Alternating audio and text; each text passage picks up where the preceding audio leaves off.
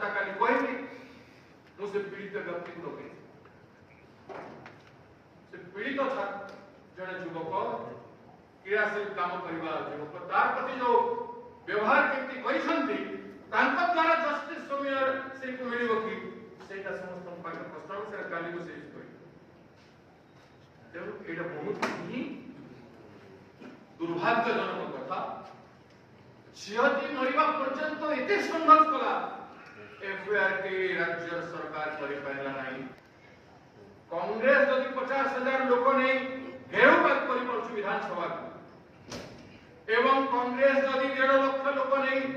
साधारण सभा करि कथा को उपस्थापन करि परछु कांग्रेस से नैतिकता बल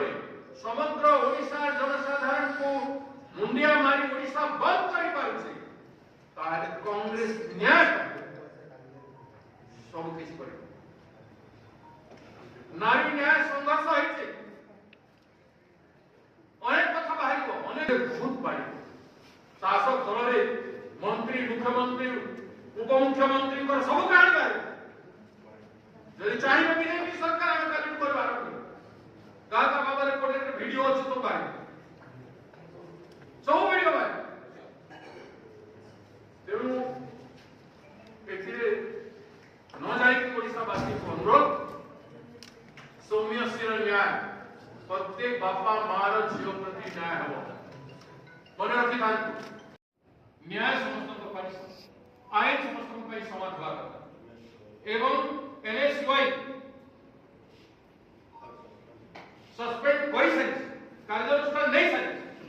बीजेपी वालों प्रति एबीवीपी तार निज